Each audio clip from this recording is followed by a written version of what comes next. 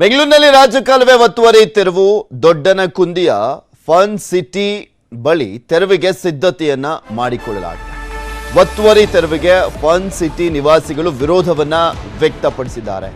ಕೆರೆಯ ಆರಂಭದಿಂದ ತೆರವು ಮಾಡ್ಕೊಂಡು ಬರ್ರಿ, ಇಲ್ಯಾಕೆ ಮಧ್ಯದಲ್ಲಿ ಬಂದು ತೆರವು ಮಾಡ್ತಾ ಇದ್ದೀರಾ ಅಂತ ಜನ ಆಕ್ರೋಶವನ್ನ ವ್ಯಕ್ತಪಡಿಸಿದ್ದಾರೆ. ಪ್ರಶ್ನೆಯನ್ನ ಮಾಡಿದ್ದಾರೆ ಬಿಬಿಎಂಪಿ ಅಧಿಕಾರಿಗಳಿಗೆ. ಫನ್ ಸಿಟಿ ನಿವಾಸಿಗಳು ಪ್ರಶ್ನೆಯನ್ನ ಮಾಡಿರುವಂಥದ್ದು ಬಿಬಿಎಂಪಿ ಅಧಿಕಾರಿಗಳಿಗೆ. ತೆರವನ್ನ ಮಾಡಲಿಕ್ಕೆ ಬಂದಂತ ಸಂದರ್ಭದಲ್ಲಿ ಇದೊಂಥರ ಹೆಂಗಾಗ್ಬಿಟ್ಟಿದೆ ಅಂದ್ರೆ ಈಗ ತೆರವು ಕಾರ್ಯಾಚರಣೆ ಗುಮ್ಮ ಬಂತು ಗುಮ್ಮ ಅನ್ನುವ ರೀತಿಯಲ್ಲಿ ಆಗಿದೆ. ಆಮೇಲೆ ಇವರ ಏನೇ ತೆರವು ಕಾರ್ಯಾಚರಣೆ ಅನ್ನುವಂಥದ್ದು ಬರೀ ಬಡ ವರ್ಗದವರು ಅಂಥವ್ರ ಮನೆಗಳನ್ನ ಕೆಡವು ಹಾಕೋದು, ತೆರವು ಮಾಡಿಸೋದು, ಇಂಥದ್ದಕ್ಕಷ್ಟ ಇವ್ರ ಪೌರುಷ ಸೀಮಿತ ಆಗ್ತಾ ಇದೆ ಅಂತ ಅಲ್ಲಿನ ಜನ ಆಕ್ರೋಶವನ್ನ ವ್ಯಕ್ತಪಡಿಸ್ತಾ ಇದ್ದಾರೆ. ದೊಡ್ಡವ್ರದೆಲ್ಲ ಹಂಗೆ ಬಿಟ್ಬಿಟ್ರಿ, ನಮ್ಮನ್ನ ಮಾತ್ರ ಬಂದು ನಮ್ಮ ಮನೆಗಳನ್ನ ಮಾತ್ರ ಕೆಡವಕ್ ಬರ್ತಾ ಇದ್ದೀರಾ ಅಂತ ಆಕ್ರೋಶ ವ್ಯಕ್ತಪಡಿಸಿದ್ದಾರೆ.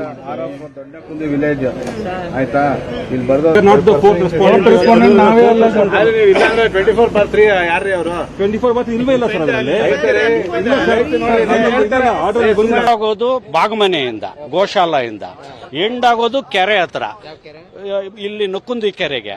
ಇವ್ರ ಮಧ್ಯದಲ್ಲಿ ಯಾಕೆ ಮಾಡ್ತಾರೆ? ಮಾಡ್ಲಿ, ಆ ಕೊನೆಯಿಂದ ಮಾಡ್ಲಿ, ಈ ಲಾಸ್ಟ್ ಇಂದ ಮಾಡ್ಲಿ. ಇವ್ರು ಇಲ್ಲೇ ಯಾಕೆ ಮಾಡ್ತಾ ಇದ್ದಾರೆ? ಇಲ್ಲಿ ಮಾಡಿದ್ರೆ ಇನ್ನೂ ಪ್ರಾಬ್ಲಮ್ ಜಾಸ್ತಿ. ಪಕ್ಕದಲ್ಲಿ ಸ್ಟೇ ಇದೆ, ಲೋರ್ ಆಪರೇಟ್ ಸ್ಟೇ ಇದೆ, ಅದು ಮುಟ್ಟಕ್ ಬಿಡಲ್ಲ. ಇಲ್ಲಿ ತೆಗೆದ್ರು ಅಂದ್ರೆ ಮತ್ತೆ ಫ್ಲಡ್ ಇನ್ನ ಜಾಸ್ತಿ ಆಗುತ್ತೆ. ಇದ್ರ ಬಗ್ಗೆ ಮತ್ತಷ್ಟು ಮಾಹಿತಿಯನ್ನ ಕೊಡ್ತಾರೆ ನಮ್ಮ ಪ್ರತಿನಿಧಿ ಆಶಿಕ್. ನಮ್ಮ ಜೊತೆ ನೇರ ಸಂಪರ್ಕದಲ್ಲಿ ಜಾಯ್ನ್ ಆಗ್ತಾ ಇದ್ದಾರೆ. ಆಶಿಕ್, ಅಲ್ಲಿನ ನಿವಾಸಿಗಳು ಮಾಡ್ತಾ ಇರುವಂತ ಪ್ರಶ್ನೆ ಕರೆಕ್ಟ್ ಆಗಿದೆ. ಸ್ಟಾರ್ಟಿಂಗು ಎಂಡಿಂಗು ಅಲ್ಲಿ ಇನ್ನೂ ಮಾತ್ರ ಟಚ್ ಮಾಡ್ತಾ ಇಲ್ಲ, ಮಧ್ಯದ ಬಂದು ಮಾತ್ರ ಟಚ್ ಮಾಡ್ತಾ ಇದ್ದೀರಾ. ಇದು ರಾಜಕಾಲುವೆ ಹತ್ರನೂ ಕೂಡ ಏನಿಲ್ಲ ಅಂತೆಲ್ಲ ವಾದವನ್ನ ಮಾಡ್ತಾ ಇರೋದು. ಅಸಲಿಯಾಗಿ ಏನಾಗ್ತಾ ಇದೆ ಅಲ್ಲಿ? ಈಗ ಏನ್ ಹೇಳ್ತಾ ಇದ್ದಾರೆ ಅಧಿಕಾರಿಗಳು? ತೆರವು ಕಾರ್ಯಾಚರಣೆ ನಡೀತಾ ಇದೆಯಾ?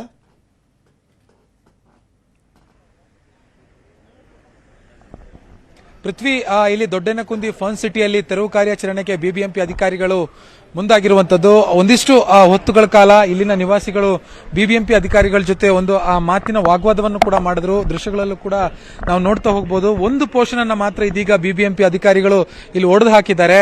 ಅಂದ್ರೆ ಈ ದೊಡ್ಡನಕುಂದಿ ಕೆರೆಯಿಂದ ಹಾದು ಬರುವಂತಹ ರಾಜಕಾಲುವೆ ಏನಿದೆ ಅದರ ಆರಂಭ ಮತ್ತೆ ಕೊನೆ ಭಾಗದಲ್ಲಿ ಏನು ಇದೆ ಅದನ್ನ ಬಿಟ್ಟು ನಮ್ಮ ಮಧ್ಯಭಾಗದಲ್ಲಿರುವಂತಹ ನಮ್ಮ ಗೋಡೆಗಳನ್ನ ಮಾತ್ರ ನೀವು ತೆರವು ಮಾಡ್ತಾ ಇದ್ದೀರಿ. ಇದು ಯಾಕೆ ಅನ್ನುವಂತ ಒಂದು ಪ್ರಶ್ನೆಯನ್ನ ಇಲ್ಲಿನ ಸ್ಥಳೀಯ ನಿವಾಸಿಗಳು ಕೇಳ್ತಾ ಇರುವಂತದ್ದು. ಈಗಾಗಲೇ ದೃಶ್ಯಗಳಲ್ಲೂ ಕೂಡ ನಾವು ನೋಡ್ತಾ ಹೋಗಬಹುದು. ಈ ಒಂದು ಅರ್ಧಂಬರ್ಧ ಗೋಡೆಗಳನ್ನ, ತಡೆಗೋಡೆಗಳನ್ನ ಕೆಡವಿ ಇದೀಗ ಮತ್ತೆ ಬಿಬಿಎಂಪಿ ಅಧಿಕಾರಿಗಳು ಆ ಕೆಲಸಕ್ಕೆ ಒಂದು ಬ್ರೇಕ್ ಅನ್ನು ಕೂಡ ಹಾಕಿರುವಂತದ್ದು. ಒಳಭಾಗದಲ್ಲಿ ನಿವಾಸಿಗಳಿದ್ದಾರೆ. ಬಿಬಿಎಂಪಿ ಅಧಿಕಾರಿಗಳ ಜೊತೆಗೆ ಮಾತುಕತೆಯನ್ನು ನಡೆಸ್ತಾ ಇದ್ದಾರೆ. ಜೊತೆಗೆ ಈ ಒಂದು ಪರಿಸ್ಥಿತಿಯನ್ನು ನಿಭಾಯಿಸುವುದಕ್ಕೆ ಮಹದೇವಪುರ ಪೊಲೀಸರ ಒಂದು ಸಹಾಯವನ್ನು ಕೂಡ ಬಿಬಿಎಂಪಿ ಅಧಿಕಾರಿಗಳು ಕೋರಿರುವಂತದ್ದು.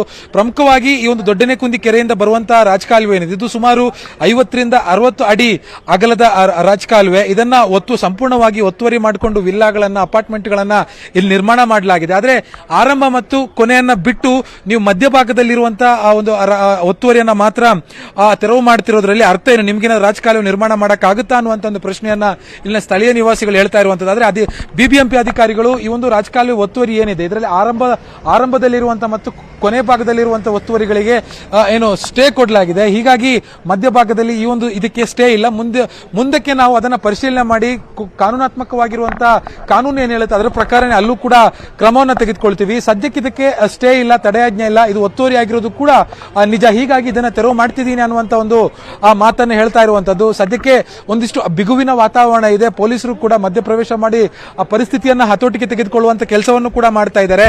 ಸದ್ಯಕ್ಕೆ ಏನು ಈ ಒಂದು ತೆರವು ಕಾರ್ಯಾಚರಣೆ ಇದೀಗ ತೆರವು ಕಾರ್ಯಾಚರಣೆಗೆ ಬ್ರೇಕ್ ಬಿದ್ದಿದೆ. ಆದ್ರೆ ಮುಂದೆ ಏನು ಅನ್ನುವಂಥದ್ದನ್ನ ಕಾದು ನೋಡಬೇಕಾಗುತ್ತೆ. ಪೃಥ್ವಿ, ಓಕೆ, ಧನ್ಯವಾದ ಆಶಿಕ್ ನಿಮ್ಮೆಲ್ಲ ಮಾಹಿತಿಗಾಗಿ. ಅನ್ನಭಾಗ್ಯ ಅಕ್ಕಿ ಪೂರೈಕೆಗೆ ಕೇಂದ್ರದಿಂದ ನಕಾರ ವ್ಯಕ್ತಪಡಿಸಲಾದಂತ ಹಿನ್ನೆಲೆಯಲ್ಲಿ ಜೂನ್ 20ಕ್ಕೆ ಕೇಂದ್ರದ ವಿರುದ್ಧ ಕಾಂಗ್ರೆಸ್ ಪ್ರತಿಭಟನೆಯನ್ನ ಮಾಡ್ತಾರೆ. ಕಾಂಗ್ರೆಸ್ ನಾಯಕರ ಪ್ರತಿಭಟನೆಗೆ ಬಿಜೆಪಿ ಕೌಂಟರ್ ಅನ್ನ ಕೊಟ್ಟಿರುವಂತದ್ದು. ಕಾಂಗ್ರೆಸ್ನ ಪ್ರತಿಭಟನೆಯಲ್ಲಿ ದಯವಿಟ್ಟು ಬಂದು ಪಾಲ್ಗೊಳ್ಳಿ, ಅನ್ನಭಾಗ್ಯ ಯೋಜನೆಗೆ ಅಕ್ಕಿ ಕೊಂಡುಕೊಳ್ಳಿಕ್ಕೆ ಆಗದಂತ ರಾಜ್ಯ ಕಾಂಗ್ರೆಸ್ ಸರ್ಕಾರದ ವಿರುದ್ಧ ಪ್ರತಿಭಟನೆ ಮಾಡಿ ಅಂತ ಲೇವಡಿಯನ್ನ ಮಾಡಿದ್ದಾರೆ. ಅಂದ್ರೆ ಬಿಜೆಪಿ ಟ್ವೀಟ್ ಮಾಡಿರೋದು ಹೆಂಗಿದೆ ಅಂದ್ರೆ, ಈಗ ಕಾಂಗ್ರೆಸ್ ವಿರುದ್ಧ ಕಾಂಗ್ರೆಸ್ನವರೇ ಕರೆ ಕೊಟ್ಟಿದ್ದಾರೆ, ಅಕ್ಕಿ ಯೋಜನೆಯನ್ನ ಜಾರಿ ಮಾಡ್ಲಿಕ್ಕೆ ಆಗ್ತಾ ಇಲ್ಲ, ಸೊ ದಯವಿಟ್ಟು ಬಂದು ಪ್ರತಿಭಟನೆ ಮಾಡಿ ಅಂತ ಲೇವಡಿಯನ್ನ ಮಾಡಿದ್ದಾರೆ. ಕಾಂಗ್ರೆಸ್ ಪ್ರತಿಭಟನೆಗೆ ಟ್ವೀಟ್ ಮೂಲಕ ಕಾಂಗ್ರೆಸ್ ವಿರುದ್ಧ ಬಿಜೆಪಿಯವರು ಲೇವಡಿಯನ್ನ ಮಾಡಿರುವಂಥದ್ದು. ಜೂನ್ 20ಕ್ಕೆ ಕೇಂದ್ರದ ವಿರುದ್ಧ ಕಾಂಗ್ರೆಸ್ನವರು ಪ್ರತಿಭಟನೆ ಮಾಡ್ತಾ ಇದ್ದಾರೆ. FCI ಫಸ್ಟ್ ಕೊಡ್ತೀನಿ ಅಂತ ಹೇಳಿತ್ತು, ಈಗ ಕೊಡಲ್ಲ ಅಂತ ಹೇಳ್ತಾ ಇದ್ದಾರೆ. ಸೊ ಹೀಗಾಗಿ ನಾವು ಪ್ರತಿಭಟನೆ ಮಾಡ್ತಾ ಇದ್ದೀವಿ ಅಂದ್ರೆ ಕೇಂದ್ರ ಸರ್ಕಾರದ ವಿರುದ್ಧ ಅಂತ ಹೇಳಿದ್ರು. ನಾಳೆ ಅವರ ಪ್ರತಿಭಟನೆ ಇದೆ, 20ನೇ ತಾರೀಕು ನಾಳೆ. ಸೊ ಆ ಪ್ರತಿಭಟನೆಗೆ ಟಾಂಗ್ ಕೊಟ್ಟಿದ್ದಾರೆ ಬಿಜೆಪಿಯವರು. ಸರ್ಕಾರಕ್ಕೆ ಪ್ರತಿಯೊಂದು ಹೆಜ್ಜೆಯಲ್ಲೂ ನಿರ್ಧಾರದಲ್ಲೂ ಕೂಡ ಸವಾಲುಗಳಿದ್ದಾವೆ. ಗ್ಯಾರಂಟಿ ಯೋಜನೆಗಳ ಜಾರಿಗೆ ಸರ್ಕಾರ ಸರ್ಕಸ್ ಮಾಡ್ತಾ ಇದೆ. ಒಂದ್ ಕಡೆ ಆ ಯೋಜನೆಗಳನ್ನ ಅನುಷ್ಠಾನಗೊಳಿಸುವಂಥದ್ದು, ಅದಕ್ಕೆ ಹಣವನ್ನ ಹೊಂದಿಸೋದು, ಮತ್ತೊಂದ್ ಕಡೆ ಅದನ್ನು ಹೆಂಗ್ ಬ್ಯಾಲೆನ್ಸ್ ಮಾಡೋದು ಅನ್ನೋದು ಕೂಡ ಗೊತ್ತಾಗ್ತಾ ಇಲ್ಲ. ಇದು ಸಿಎಂ ನೇತೃತ್ವದಲ್ಲಿ 4 ಪ್ರಮುಖ ಇಲಾಖೆಗಳ ಸಭೆಯನ್ನ ಕರೆಯಲಾಗಿದೆ. ಗ್ಯಾರಂಟಿ ಯೋಜನೆಗಳಿಗೆ ಹಣ ಹೊಂದಿಸುವಂತದ್ರ ಬಗ್ಗೆ ಚರ್ಚೆಯನ್ನ ಮಾಡಲಾಗುತ್ತೆ. ಇದರಲ್ಲಿ ಬಜೆಟ್ನಲ್ಲಿ ಯಾವ ರೀತಿಯಾಗಿ ಆಲ್ರೆಡಿ ನಷ್ಟದಲ್ಲಿದೆ.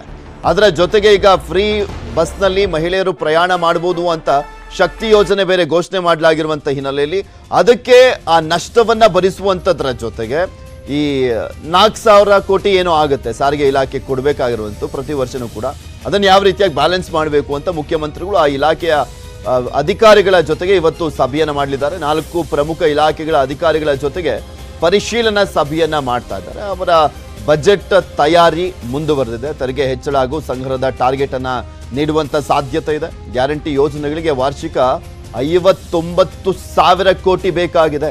ಜುಲೈ 7ರಂದು ಬಜೆಟ್ ಮಂಡನೆ ಸಿದ್ಧತೆ ಬಗ್ಗೆಯೂ ಕೂಡ ಚರ್ಚೆಯನ್ನ ಮಾಡಲಾಗುತ್ತೆ. ಸಂಜೆ 4ರಿಂದ 6 ಗಂಟೆಗೆ ನಡೆಯಲಿರುವಂತ ಸಭೆ ಇದು ಶಕ್ತಿ ಭವನದಲ್ಲಿ ನಡೆಯಲಿದೆ. ಇದು ಪವರ್ ಮೀಟಿಂಗ್.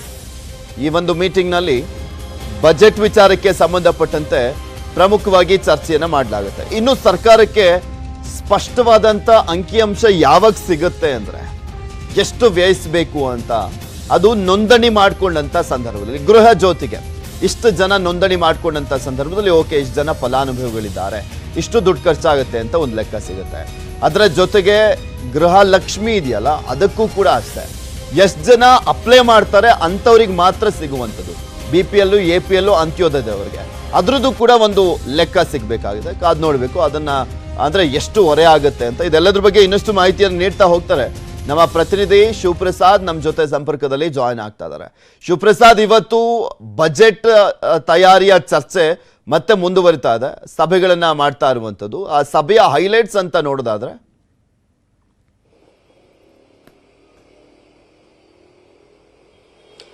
ಪೃಥ್ವಿರಾಜ್, ಈಗ ಆಲ್ರೆಡಿ ಗ್ಯಾರಂಟಿ ಯೋಜನೆಗಳಿಗೆ ಖುದ್ದು ಸಿಎಂ ಸಿದ್ದರಾಮಯ್ಯ ಅವರೇ ಹೇಳಿರುವಂತ 59,000 ಕೋಟಿ ವಾರ್ಷಿಕ ವೆಚ್ಚ ಆಗುತ್ತೆ. ಇದನ್ನ ನಾವು ಕ್ರೋಢೀಕರಿಸುವಂತ ನಿಟ್ಟಿನಲ್ಲೂ ಕೂಡ ಸಾಕಷ್ಟು ಕ್ರಮವನ್ನ ಕೈಗೊಂಡಿದ್ದೀವಿ ಅಂತ ಹೇಳಿದ್ರು.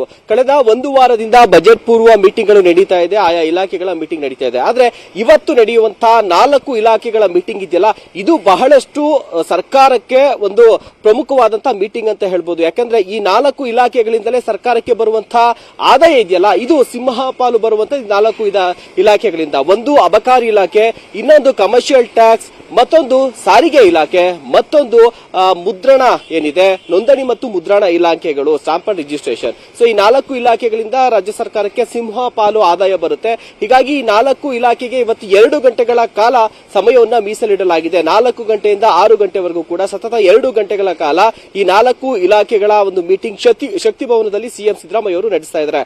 ಬಹಳ ಪ್ರಮುಖವಾಗಿ ಈಗಿರುವಂತಹ ಮಾಹಿತಿ ಪ್ರಕಾರ ಈಗೇನು 59,000 ಕೋಟಿ ಗ್ಯಾರಂಟಿ ಯೋಜನೆಗಳಿಗೆ ಹಣ ವ್ಯಯ ಮಾಡ್ತಾ ಇದ್ದಾರಲ್ಲ, ಸೊ ಅದನ್ನ ರಿಕವರಿ ಮಾಡಬೇಕು ಅಂತಂದ್ರೆ ಅಬಕಾರಿ ಇಲಾಖೆ ಇದೆಯಲ್ಲ, ಅಬಕಾರಿ ಇಲಾಖೆಯ ಒಂದು ತೆರಿಗೆಯನ್ನ ಸುಮಾರು 10ರಿಂದ 15% ಅಷ್ಟು ಏರಿಕೆ ಮಾಡಲಾಗುತ್ತೆ ಅನ್ನುವಂತ ಮಾಹಿತಿಗಳು ಲಭ್ಯವಾಗ್ತದೆ. ಈಗ ಆಲ್ರೆಡಿ ಸಾಕಷ್ಟು ವಿಚಾರಗಳು ವೈರಲ್ ಆಗಿತ್ತು. ಪ್ರತಿಯೊಂದು ಮದ್ಯದ ಬಾಟಲಿಗಳ ಮೇಲೆ 20 ರೂಪಾಯಿ 30 ರೂಪಾಯಿ ಜಾಸ್ತಿ ಮಾಡಿದೆ ಸರ್ಕಾರ ಅನ್ನುವಂತ ಮಾತನ್ನ ಹೇಳ್ತಿದ್ರು. ಆದ್ರೆ ಅಬಕಾರಿ ಇಲಾಖೆಯ ಸಚಿವರಾದ ತಿಮ್ಮಾಪುರ ಅವರು ಇದನ್ನ ನಿರಾಕರಿಸಿದ್ರು. ಆದ್ರೆ ಇವತ್ತು ಅಧಿಕೃತವಾಗಿ ಸುಮಾರು 35,000 ಕೋಟಿಯನ್ನ ಟಾರ್ಗೆಟ್ ಅನ್ನ ಕೊಟ್ಟಿದೆ ಅಬಕಾರಿ ಇಲಾಖೆಯಿಂದ. ಸೊ ಇದು ಇಷ್ಟು ಅಮೌಂಟ್ ಅನ್ನ ವಸೂಲ್ ಮಾಡಬೇಕು ಅಂತಂದ್ರೆ, ಸಂಗ್ರಹ ಮಾಡಬೇಕು ಅಂತಂದ್ರೆ ತೆರಿಗೆಯನ್ನ ಜಾಸ್ತಿ ಮಾಡಬೇಕು. ಹೀಗಾಗಿ ಅಬಕಾರಿಯ ಒಂದು ತೆರಿಗೆ ಮೇಲೆ ಸುಮಾರು 10ರಿಂದ 15% ಅಷ್ಟು ಹೆಚ್ಚಳ ಮಾಡುವಂತಹ ಸಾಧ್ಯತೆಗಳು ಇದೆ ಅಂತ ಹೇಳಲಾಗ್ತಾ ಇದೆ. ಇನ್ನ ನೋಂದಣಿ ಮತ್ತು ಮುದ್ರಾಂಕ ಆಗಿರ್ಬೋದು, ಜೊತೆಗೆ ಸಾರಿಗೆ ಇಲಾಖೆ, ಸಾರಿಗೆ ಅಂತ ಅಂದ್ರೆ ಈ RTO ವೆಹಿಕಲ್ ಗಳ ರಿಜಿಸ್ಟ್ರೇಷನ್ ಬರುತ್ತಲ್ಲ, ವಾಹನಗಳ ರಿಜಿಸ್ಟ್ರೇಷನ್, ಅದನ್ನ ಕೂಡ ಹೆಚ್ಚಳ ಮಾಡ್ತಾರಾ ಅಥವಾ ಇದಕ್ಕೆ ಸಾಕಷ್ಟು ವಿರೋಧ ಕೇಳಿ ಬರುವಂತಹ ಸಾಧ್ಯತೆಗಳಿದೆ. ಯಾಕಂದ್ರೆ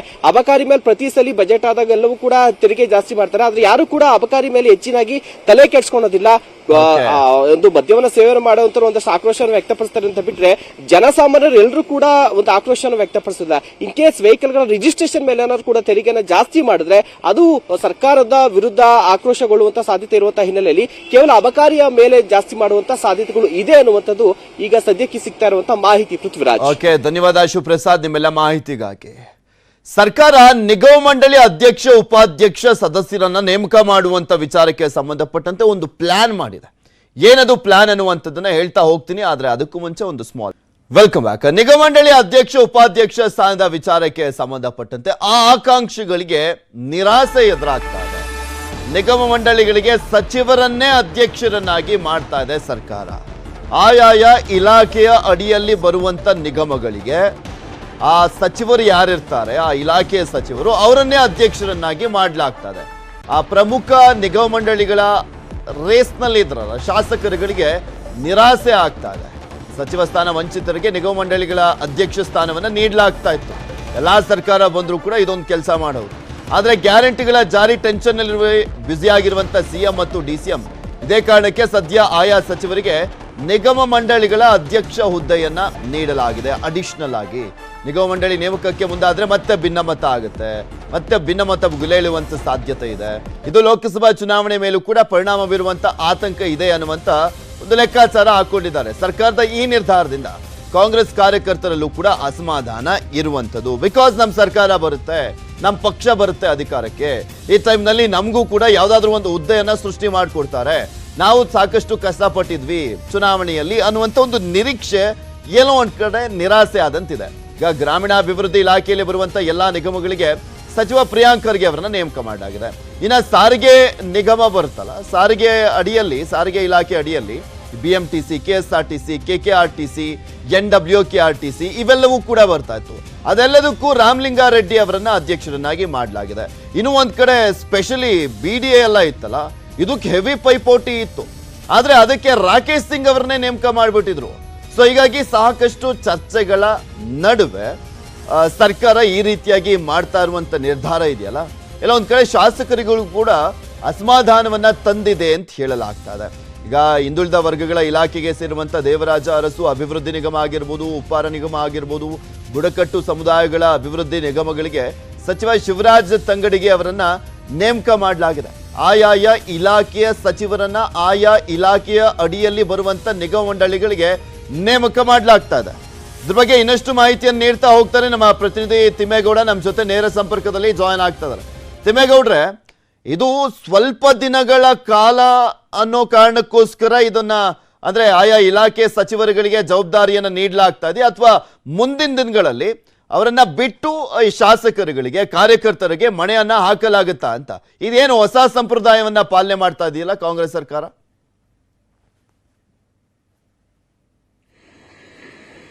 ಪೃಥ್ವಿರಾಜ್, ಬಹಳ ಮುಖ್ಯವಾಗಿ ಈ ಒಂದು ನೇಮಕ ಇದೆಯಲ್ಲ, ಇದು ತಾತ್ಕಾಲಿಕ ಅಂತೇಳಿ ಮೇಲ್ನೋಟಕ್ಕೆ ಹೇಳಿದ್ರು ಕೂಡ ಇದೆಲ್ಲ ಒಂದ್ ಕಡೆಗೆ ಲೋಕಸಭಾ ಚುನಾವಣೆ ಮುಗಿಯೋವರೆಗೂ ಕೂಡ ಈ ಒಂದು ನೇಮಕ ಮುಂದುವರಿಯುತ್ತಾ ಅಂತ. ಯಾಕಂದ್ರೆ ಈ ಒಂದು ಆದೇಶ ಮುಂದುವರೆದಿರುತ್ತಾ ಅಂತ.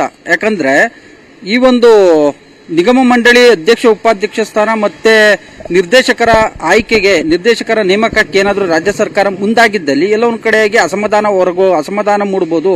ಇದು ಎಲ್ಲ ಒಂದ್ ಕಡೆಯಾಗಿ ಪಕ್ಷದಲ್ಲಿ ಆಂತರಿಕ ಭಿನ್ನಮತ ಹೆಚ್ಚಾಗಿ ಎಲ್ಲೊಂದ್ ಕಡೆಗೆ ಭಿನ್ನಮತ ಚುನಾವಣೆ ಮೇಲೆ ಪರಿಣಾಮ ಬೀರಬಹುದು, ಲೋಕಸಭಾ ಚುನಾವಣೆ ಮೇಲೆ ಪರಿಣಾಮ ಬೀರಬಹುದು ಅನ್ನುವಂತ ಲೆಕ್ಕಾಚಾರ ಕಾಂಗ್ರೆಸ್ ನಾಯಕರಲ್ಲಿ ಇರಬಹುದು. ಯಾಕಂತ ಹೇಳಿದ್ರೆ ಬಹಳ ಮುಖ್ಯವಾಗಿ ಪೃಥ್ವಿರಾಜ್ ನೋಡಿ, ಈ ಒಂದು ಕಾಂಗ್ರೆಸ್ ಸರ್ಕಾರ ಏನು ಸಂಪೂರ್ಣ ಬಹುಮತದೊಂದಿಗೆ ಅಧಿಕಾರ ಹಿಡಿದಂತಹ ಸಂದರ್ಭದಲ್ಲಿ ಏನು ಟಿಕೆಟ್ ವಂಚಿತ ಪರಾಜಿತ ಅಭ್ಯರ್ಥಿಗಳು, ಟಿಕೆಟ್ ವಂಚಿತ ಆಕಾಂಕ್ಷಿಗಳು, ಮತ್ತೊಂದು ಕಡೆಯಾಗಿ ಏನು ಶಾಸಕರು ಅಂದ್ರೆ ಸಚಿವ ಸ್ಥಾನ ವಂಚಿತರಾಗಿರ್ತಕ್ಕಂಥ ಆಕಾಂಕ್ಷಿಗಳು, ಸ್ಥಳೀಯ ಸಂಸ್ಥೆಗಳ ಮೇಲೆ ಕಣ್ಣಿಟ್ಟಿರ್ತಕ್ಕಂಥ ಅಂದ್ರೆ ಸ್ಥಳೀಯ ಸಂಸ್ಥೆಗಳ ನಾಮಿನಿಯ ಮೇಲೆ ಕಣ್ಣಿಟ್ಟಿರ್ತಕ್ಕಂಥ ಕಾರ್ಯಕರ್ತರಲ್ಲಿ ಒಂದು ದೊಡ್ಡ ಮಟ್ಟದ ಉತ್ಸಾಹ ಇತ್ತು. ಅಂದ್ರೆ ಈ ಒಂದು ನಮ್ಮ ಸರ್ಕಾರದಲ್ಲಿ ಯಾವ್ದಾದ್ರು ಒಂದು ಹುದ್ದೆಯನ್ನು ತೆಗೆದುಕೊಳ್ಬಹುದು, ರಾಜಕೀಯ ಅಧಿಕಾರವನ್ನು ಪಡ್ಕೊಳ್ಬಹುದು ಅನ್ನುವಂತ ನಿಟ್ಟಿನಲ್ಲಿ ಸಾಕಷ್ಟು ನಿರೀಕ್ಷೆನ ಇಟ್ಕೊಂಡಿದ್ರು. ಅಂದ್ರೆ ನಿಗಮ ಮಂಡಳಿ ಅಧ್ಯಕ್ಷ ಉಪಾಧ್ಯಕ್ಷ ಮತ್ತೆ ಈ ಒಂದು ಸ್ಥಳೀಯ ಸಂಸ್ಥೆಗಳ ನಾಮಿನಿ ವಿಚಾರದಲ್ಲಿ ಇವರ ಎಲ್ಲ ಆಸೆಗೂ ತಣ್ಣೀರೆರಚುವಂತೆ ಇದೀಗ ರಾಜ್ಯ ಸರ್ಕಾರ ಮತ್ತೆ ಕಾಂಗ್ರೆಸ್ನ ನಾಯಕರು ಇದೀಗ ಆಯಾ ಇಲಾಖೆ ಅಡಿಯಲ್ಲಿ ಬರುವಂತ ಎಲ್ಲ ಅಭಿವೃದ್ಧಿ ನಿಗಮಗಳು ಮತ್ತೆ ಏನು ಮಂಡಳಿಗಳು, ಈ ರೀತಿಯಾದಂತಹ ಪ್ರಾಧಿಕಾರಗಳಿಗೆ ಎಲ್ಲದಕ್ಕೂ ಕೂಡ ಆಯಾ ಇಲಾಖೆ ಸಚಿವರನ್ನೇ ಅಧ್ಯಕ್ಷರನ್ನಾಗಿ ನೇಮಕ ಮಾಡಿರ್ತಕ್ಕಂಥದ್ದು. ಇದು ಎಲ್ಲ ಒಂದ್ ಕಡೆಗೆ ಕಾರ್ಯಕರ್ತರೆಲ್ಲ ಅಸಮಾಧಾನ ಮೂಡ್ತಾ ಅಂತ. ಯಾಕಂದ್ರೆ ಏನು ಈ ಬಾರಿ ಸಂಪೂರ್ಣವಾಗಿ ಬಹುಮತ ಬಂದಿರತಕ್ಕಂಥ ಏನಲ್ಲಿ ಕಾರ್ಯಕರ್ತರು ಹಗಲಿರುಳು ಶ್ರಮಿಸಿದ್ರು, ಕಾರ್ಯಕರ್ತರಿಗೆ ಆದ್ಯತೆ ಸಿಗುತ್ತಾ ಅಂತ. ಯಾಕಂದ್ರೆ ನೋಡಿ, ಗ್ರಾಮೀಣಾಭಿವೃದ್ಧಿ ಇಲಾಖೆಗೆ ಬರುವಂತ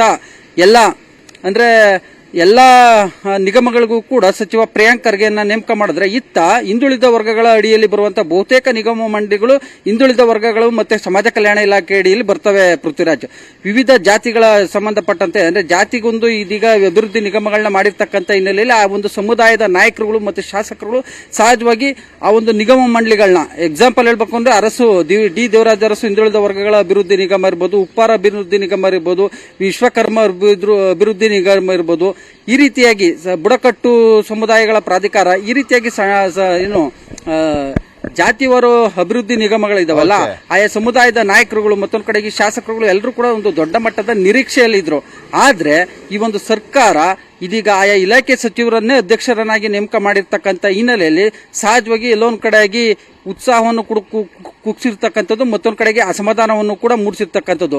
ಸೊ ಹೀಗಾಗಿಯೇ ತಮ್ಮ ತಮ್ಮ ಕ್ಷೇತ್ರಗಳಲ್ಲಿ ಬರುವಂತಹ ತಮ್ಮ ಜಿಲ್ಲೆಗಳಲ್ಲಿ ಬರುವಂತಹ ಸಚಿವರ ಮೇಲೆ ಮತ್ತೆ ನಾಯಕರುಗಳ ಮೇಲೆ ನಿಗಮ ಮಂಡಳಿ ಅಧ್ಯಕ್ಷ ಉಪಾಧ್ಯಕ್ಷ ಸ್ಥಾನಕ್ಕೆ ಕಾರ್ಯಕರ್ತರನ್ನೇ ನೇಮಿಸಿ ಕಾರ್ಯಕರ್ತರಿಗೆ ಆದ್ಯತೆ ಆಗೋದಿಲ್ವಾ ಅನ್ನುವಂತ ಪ್ರಶ್ನೆ ಬರುತ್ತೆ. ಇದರಲ್ಲೂ ಕೂಡ ಅಧಿಕಾರ ಹಂಚಿಕೆ ಏನಾದ್ರೂ ಮಾಡಿದಿದ್ರೆ ಇನ್ನಷ್ಟು ಉತ್ಸಾಹ ಹುಮ್ಮಸ್ಸನ್ನ ತುಂಬಬಹುದಾಗಿತ್ತು ಶಾಸಕರಲ್ಲಿ ಮತ್ತೆ ಕಾರ್ಯಕರ್ತರಲ್ಲಿ. ನೋಡೋಣ ಇದು ಎಷ್ಟು ದಿನಗಳ ಕಾಲ ಮುಂದುವರಿಯುತ್ತೆ, ಅಥವಾ ನೀವು ಹೇಳ್ದಂಗೆ ಲೋಕಸಭೆ ಎಲೆಕ್ಷನ್ವರೆಗೂ ಕೂಡ ಇದೇ ರೀತಿಯಾಗಿ ಸಂಪ್ರದಾಯವನ್ನ ಕಂಟಿನ್ಯೂ ಮಾಡುತ್ತಾ ಕಾಂಗ್ರೆಸ್ ಅಂತ. ಧನ್ಯವಾದ ತಿಮ್ಮೇಗೌಡ ನಿಮ್ಮೆಲ್ಲ ಮಾಹಿತಿಗಾಗಿ. ಮತ್ತಷ್ಟು ಸುದ್ದಿ ನಿಮ್ಮ ಮುಂದೆ, ಆದ್ರೆ ಅದಕ್ಕೂ ಮುಂಚೆ ಒಂದು ಸ್ಮಾಲ್